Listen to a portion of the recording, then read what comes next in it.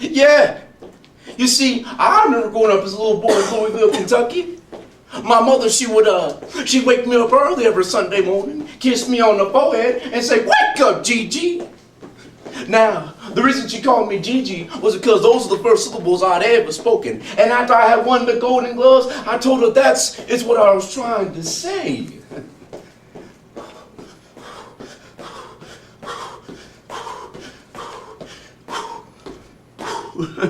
Now that is a workout.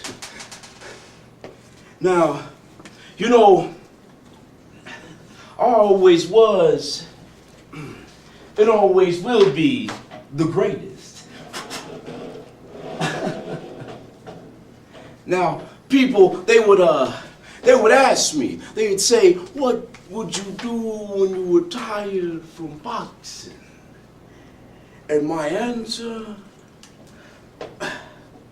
well, it was the same as it was then. You see, you never saw the real Muhammad. It wasn't until after I had retired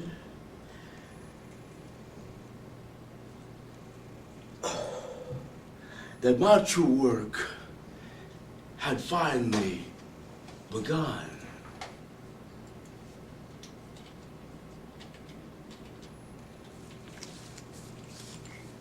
Muhammad Ali, born as Cassius Clay in 1942. He was the most historic and the greatest boxer of all time, winning the National Heavyweight Championship in 1967. But you see, this was not the only fight Muhammad fought. He fought racism and disease. But that's what gives him the soul of a butterfly by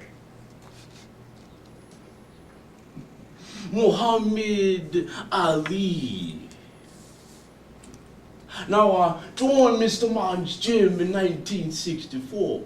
I was determined to be the best. I was the first one in and the last one to leave. It came across from my first amateur fight that I fought this boy named Corky Barker. You see, Corky was big, he was mean, and oh, he was strong. But if I could whoop me some Corky, then I could whoop the world. And Corky came out swinging. But see, I was faster and I was smarter than he was. And at the end of the second round, Corky ran right up out the ring, and he ran right up out that gym. Yeah! And you see, it was at that moment I realized what kind of champion I wanted to be. A champion for everybody all over the world.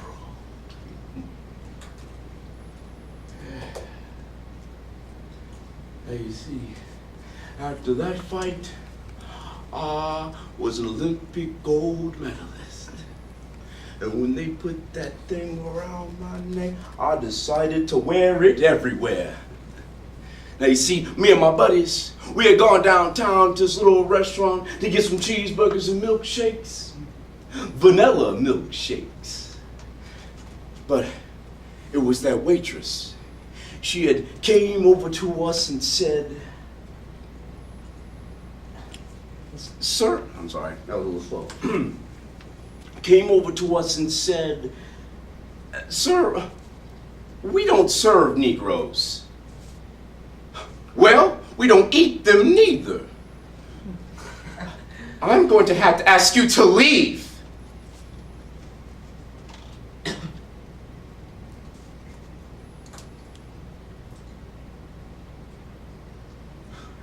It was my heart. My heart, it was pounding. I wanted to get up. And I wanted to tell them that they should be ashamed of themselves. That this is America. The land of the free. But I got up. And I didn't say anything.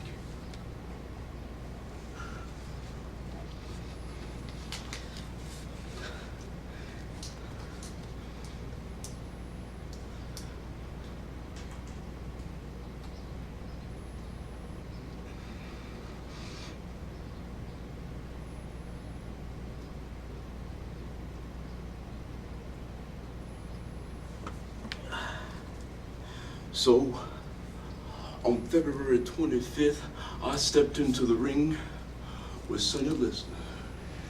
And after that fight, I was the world heavyweight champion. And you know me and my mouth. Well, we didn't waste any time telling the world. That's right, I am the greatest. If you don't lost your money, you don't bet it on Sunny. Is it because I'm fast, I'm smooth, I am pretty, I can't possibly be beat. Because I flow like a butterfly and I sting. Like a bee.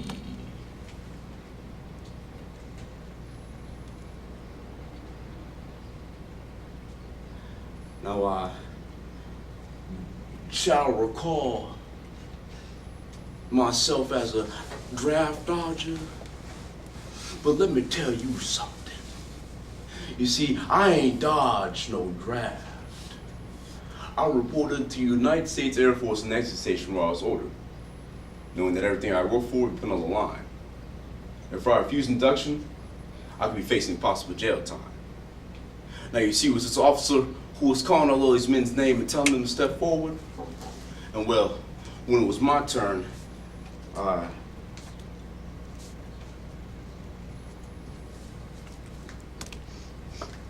refused. I refused to step over the line. An officer came over and he read me my rights, but nothing he could say or anything he could do would change my mind. Did you know that they took away my belt? Did you know that they banned me from the ring? Did you know that they took 3 of my prime fighting years? They took my pride, my freedom, but there's one title they can never take away from me. You see, I was the people's.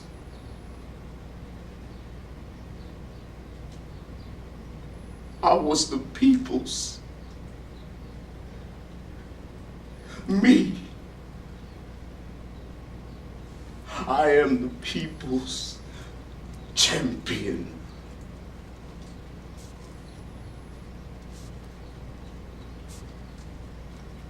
It was after I had retired that I was diagnosed with Parkinson's disease. And you see, I wake up early every morning and see a little boy Cassius in the mirror. And you know, Cassius, he would always tell me, nothing will ever stop me. Nothing.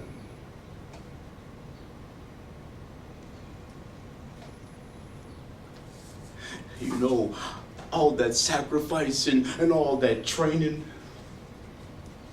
it has prepared me for this moment. And not all the sad times are gone, but I just want you. I just want you to remember all of our happy memories.